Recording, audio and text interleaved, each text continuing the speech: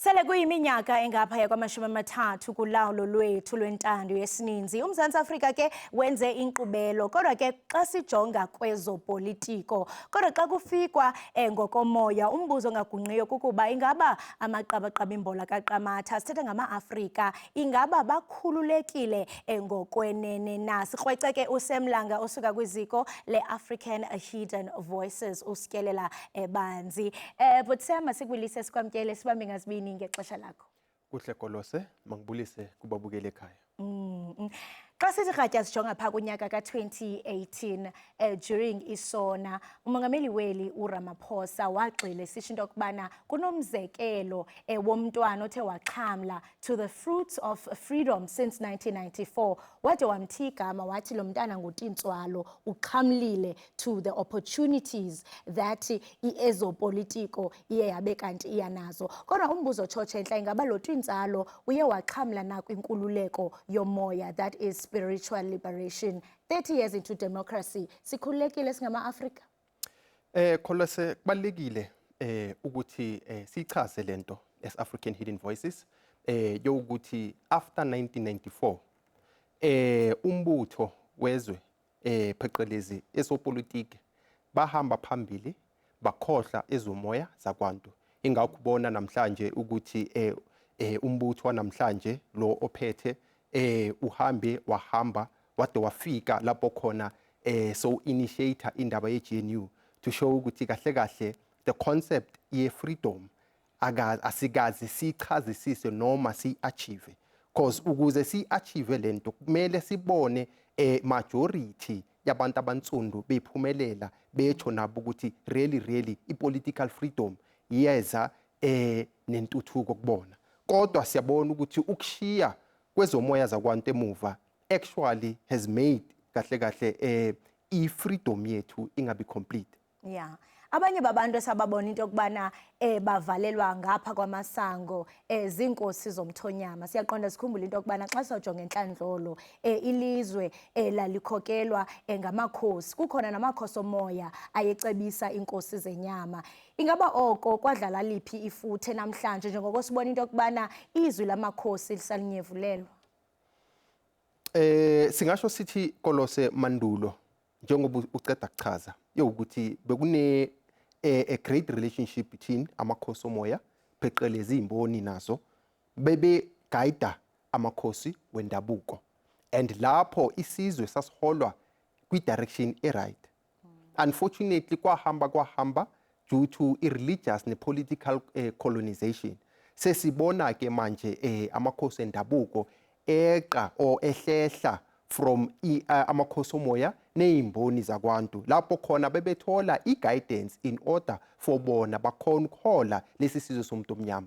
Ingakho namhlanje sibona ukuthi after sekungenile ke i-political freedom siyabona ukuthi kancane amandla wepolitiki ayaqindezela lamakhosi endabuko. Ingakho sothi sithi after 10 years from manje sibona ukuthi kahle abo bona abantu who were the custodians of amasiko pheqelezi amakhosi endabuko angasabi namandla ezweni o ukuhola izwe labo, to show ukuthi really indaba zepolitiki azihambisane ne-customary law yayikade amakhosi wendabuko esebenzisa amandulo.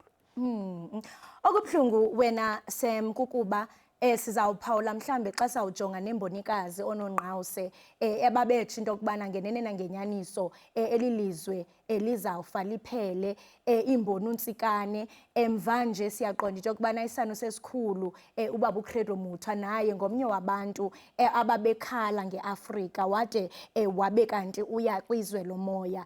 Ingaba mhlawumbe iAfrika, does it still stand a chance into yokubana ingakwazi into yokubana ureclaima iglory yayo? Kholeso le point ozanayo ijule kakhulu. Singakhohlwa ukuthi izimboni zakwantu ngisho namakhosi omoya mandulo aye aflathelwa zizizwe zabo. Ingakho namhlanje kunzima ukuthi nalabo sebethunyiwe in this era njengenkosi amakhosi omoya imboni Dr. Uzwilezo Radebe underminewa simply because mandulo laba bebethunyiwe abaza ngezambulo nezibonakaliso zokuthi laba baphuma phesheya bayeza nengcindezelo khange balalelwe. So kuyoba nzima ukuthi isizwe somuntu omnyama sithole le restoration noma le freedom abayidingayo, as long as they continue to undermine the African spiritual voices mandulo zaziguide izizwe. So ke sisho Kholosi ukuthi for iAfrica ibuye, for iAfrica ibuyele emandleni awo, it needs to go back to amandla lapho khona aqhamuka from the spiritual institutions ezihola zimboni namakhosomoya. And the question is, I mean, Sendisho, in a world apho kugcwele i-institutions nabantu behlohlwa kwi-institutions ezithile, ingaba ezo institutions uthetha ngazo, do they exist? Usekulonto but siya sabona into yokubana over the years kuye kwaba khona ukunyevulelwa kwenkcubeko kaAfrika, especially in schools. We've seen abantwana bezikolo ufumanisa into yokubana baze ezikolweni with inwele zabo ezizi-afro bagxothwe. Ngamanye amaxesha abanye beza befake insimbi nasesikolweni bagxothwe. Zonke izinto eziqhubekayo ndiqinisekile nani niliziko le-African Hidden Voices zizinto enenza into yokubana nibambe ngewezantsi umlomo. Kholose, indaba yomthetho ibhlungu kakhulu njengoba sibona nasezikolweni iqindezela kakhulu inwele zabantu abamnyama, and lokho it matters because of iyenza abantwana bangaziboni bebalekile or beamkelekile ezikolweni because of ububona. Remember inwele zihambisana nobuwena. So the moment umthetho uqindezela indlela wadalwa ngayo, therefore lo mthetho unjust. So ke sisho Kholosi ukuthi umthetho nomthetho kanye ipolicies education eziza zi-policy makers must make sure ukuthi they embrace umuntu njengoba wadalwa ngakhona, because njengoba uchaza manje ukuthi abanye bade bangene ezikolweni nezinsimbi, it's part of their spiritual identity. So we need to embrace who we are in order for us to at least live in harmony and balance. And essential, I think wena inoba zininzi izinto eziniqwempisa inhloko kuba kaloku even during COVID-19 kulapho sabona khona mhlawumbe kukhona iyanhlukwano kusisho into yokubana mhlawumbe amagqirha namadola nezangoma abanamachiza esintu they are not essential workers, yet xa uzawujonga mhlawumbe i-pharmacies apho kukhona i-western medicine zona they are prioritized. Sendisho there must be something ekumele into yokubana okanye nani mhlawumbe niliziko eniyenzayo ukuphakamisa ezi zinto. Kholosi, the disconnection yabakhona la eAfrica through the advent of irreligion, through colonization, has led abantu abamnyama bangasaboni ngisho nalaba abaphathi bezwe bangasaboni ukubaleka, one, kwamakhosi omoya from the spiritual institution, two, bangasaboni indima edlalwa ngabalaphi bendabuko. What we saw lapha during COVID was that we saw ukuthi i-government kahle kahle ihlehlisa ezomoya zakwantu iphakamise ezase West, ngoba during that period sibone inkonzo noma ama spiritual institutions aphiwe ngokulapha umuntu omnyama holistically, ngisho nabalaphi bendabuko bevala bathi they cannot practice ububona. So sabona kahle kahle ukuthi eyona nto ebalekile in this era of political leadership, it's Western systems of ugrana izwe, and bakhohlwa ngezethu ezomoya zakwantu. Yes, and I mean recently kulento ithetha ngayo into yokubana the world seems to absorb, especially izinto zase-West. Recently siyasafumanisa into yokubana i-Concord, I mean that's the biggest apha eMzantsi Afrika, nalapho iye yatsho into yokubana indoda can assume i-surname yomfazi wayo. Sibabonile abantu bekrwempa intloko besithi unotsho, ingaba mhlambe uluvo lwenu lumephi kuyo yonke le into, because I mean ekugqibeleni bathi it's all about embracing gender equality.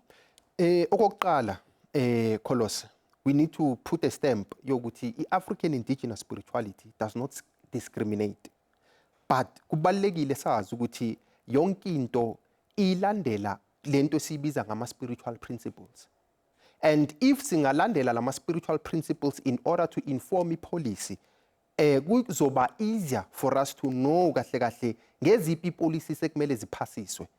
Now we go to lo mthetho omusha oqeda kupasiswa yokuthi umuntu wesilisa sengathatha isibongo somuntu wesifazana, according to the spiritual principles leyo nto i-violator i-principles ezabantu abadala ngisho i-principles zokuphila ngoba thina into esiyaziyo even namakhosi endabuko can attest yokuthi kahle kahle umuntu onikeza ngesibongo umuntu wesilisa and umuntu othengisa ngesibongo sakhe umuntu wesifazana. This has always been so crucial and critical in the sustainability of isizwe somuntu omnyama. So siyabona kahle kahle ukuthi i-political leadership ine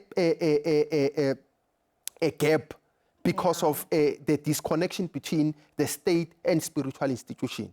Maungaya manje in the Islamic countries yokubona ukuthi they put first the religious principles zabo zama-Islam and also i-culture yabo esama-Arabs because of they are then informed by those principles. Ne-Afrika kunjalo kumele iqale i-informwe by ama-spiritual principles in order to shape i-policies in the right direction. And I mean, what will it take for South Africa and for Africa at large uqinisekisa into okubana bagqobola umthetho okanye bafumana umthetho entabeni njengokuba usitsho because I mean yiminyaka ngoku and ayonto mhlambe singathi into okubana ayaziwa yinto eyaziwayo uzawufumanisa ngoku into okubana ubutyebi beAfrika buyababazwa kwamanye amazwe kuthiwe nansi idayimani ngokomoya iAfrika ityebile kodwa xa sowufika apha eAfrika yonke lonto iyanyevulelwa uyofuneka kude kube kanti kwenzeka ntoni Kholese because of isikhathi besawujula kuyona le ndaba but ngifuna ukwenza umzekelo wodwa la ama Juda mabefika eSouth Africa into yokuqala bayiphakamisa itempili labo isinagogue ama Europeans ama Christu or all these forms of Christian family tree mazifike eAfrica the first thing abayenza bakha itempele labo which is inkonzo. Now siyabona ukuthi kahle kahle even history yasichazela ukuthi for a state to be legitimate there must be an erection of itempele that legitimize leso state. Now siyabona kahle kahle ukuthi inkinga la eAfrica sibona iAfrica icebile natural resources but isahlupheka. It is because of it did not erect the restoration of itempele zamandulo zazi inform the state into the right direction and legitimize leso state. Siyabona ukuthi kahle kahle after 1994 eyona into yahamba phambili ezopolitiki kwakhohlwa into elegitimize istate. If we understood history yethu from inception namhlanje kube siyazi ukuthi amandla umuntu omnyama kahle kahle ahleli kuphi. And speaking about history nina uqanduva lwenu African Hidden Voices uqinisekisa into okubana because I mean if you're going to look at history it's diluted nzayifumana phi mhlambe history that is authentic because lenza ifunda ngeyam it will be praising abanye abantu abasuka eWest. Mna I want to learn about a history apho nzofumanisa mhlambe into okubana kuthiwa khokho bam they were also inventors because if nzawujonga even kwi-science ndizawujonga amanye amagama kungaveli la amagama esintu so xa uzawuthetha ngehistory ndizayifumana phi ngoku because even nasezikolweni ihistory efundiswayo ayo history ezawun-empowerisha ngale ngqondo so le history ndizayifumana phi. Okokuqala Kholose first as African Hidden Voices we are actually informed by spiritual revelations as one of the primary methodologies esizisebenzisayo in order for us to conduct the research. And kubalekile ngiyimention lento yokuthi one of the current standing spiritual leaders inkosi amakhosi omoya imboni Dr. Uzulezwa makes a bold statement through izambulo zokuthi history alone without isambulo in the present it leads us into the wrong direction in the future. So ngizama ukuthi thina as African Hidden Voices we were able to get a hold of ezona history that actually bring into life inkosi zamakhosi omoya imboni ngisho nama-scientists that actually gave birth to i-science i-mathematics la e-Africa ngisho nase ungaya upper Africa and learn about the Oromo people who actually established astrology ne cosmology lapho khona they were the first people to actually discover Cyrus B. Lapho siyabona kahle kahle Kholose ukuthi isizwe esiholwa yipolitiki alone without the spiritual guidance sihambe silahleke silethe i-education system that is informed by amanye amazwe. Kodwa if thina sasibhizi ngezethu izinto kube siyazi namhlanje ukuthi bakhona ama-scientists who actually gave birth to science. We know of umuntu omnyama who actually brought the concept of algebra lapha e-Egypt. So kahle i-history ikhona, inkinga abantu basuke bebabaza ezinye izizwe begqilaza or ba-undermine ezase-Afrika. Ibhlungu kakhulu xa uthi akhona amagama kuba ososayensi endibaziyo mna ngabase-West, o-Albert Einstein, o-Isaac Newton, no-Charles Darwin. Kodwa ke qabaqaba nje imizuzwana nje embalwa endikupha yona kuba kubonakala ngathi nivutha ngumsindo ingakumbi kubantu abaphethe ilizwi. Lithini ilizwi enilipha bona okanye nihlaba ikhwelo elithini kubaphathi belilizwi into yokubana nyhani ngoku mababuye nganeno? Kholose, let's put things into perspective. Xolise ngesilungu. Kholose, you go to a Europe, you won't see abantu base-Europe bathatha iy'thethe zethu bazi-endorse.